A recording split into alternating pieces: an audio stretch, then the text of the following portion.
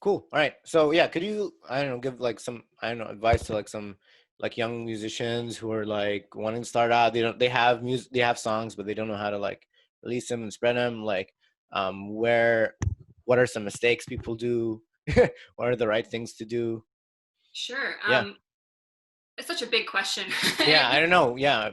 But you it do know depends so more. much on what kind of genre they're Hmm. working in. And Okay.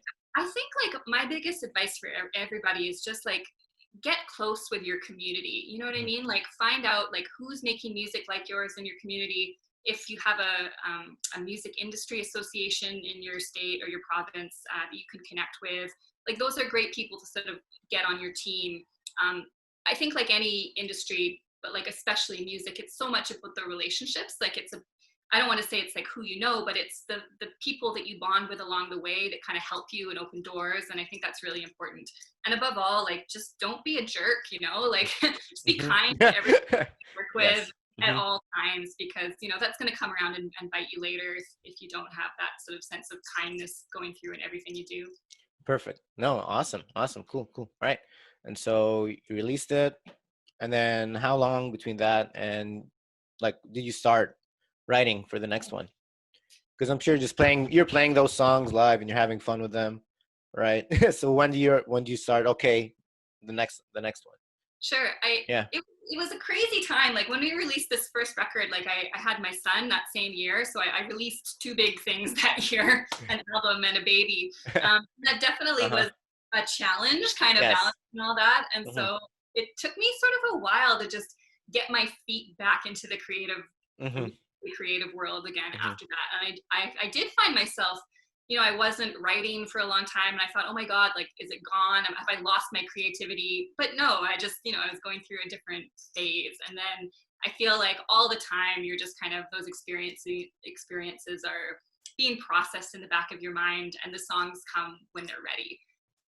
I read a really good quote from Nick Cave the other day. He has a really awesome social media account, and one of the things he was saying is someone had written into him and they were asking, well, what do you do when the lyrics aren't coming? And in a nutshell, his advice is, well, the lyrics are always coming. Sometimes they're not arriving. And I thought, oh man, that's so right. Like you just have to kind of live your life and trust that those things are working their way through you, I think. Wow. All right. All right. Wait. So, um, on that, it's like, do you think like there's just like some blockage? Like some people, if you're just being yourself and doing your own thing, then the music will just come and like lyrics will just come, or I don't know what. So yeah, about that quote. Yeah, yeah, reflect on us some more. Yeah. Hmm. I I mean, there are definitely like Yeah. exercises and things that can help you when you're feeling stuck. Like I know Hmm. there's one writer called, I believe it's Pat Pattison, has a book called Writing Better Lyrics, and he has a few books out.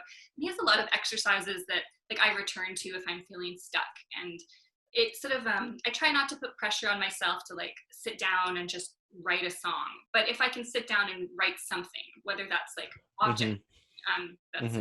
like he talks about, you kind of take a random object like a bucket or something and you've got to time it. You've got like 5 minutes to write and it's just sort of like a free writing style and you try to be as sense oriented as you can. So like what does it smell like, what does it feel like, what does it look like, all those kinds of things, and just kind of exercising that muscle in your brain. So I find that helpful sometimes when I'm stuck. um, and just like not putting pressure on myself, like I said, to create instantly. Like even if I just write a line or two, it's better than nothing, right? And I kind of am okay with just sitting with that. Amazing. All right. And then all right, so writing your first record, writing your second record, what was more difficult? Ooh, What was it? I think I would say probably the second one was more of a challenge, just because Okay. I sort of felt like internal pressure to like, okay, I gotta be better, I gotta be more. I don't know. There's like, I'm a big self critic.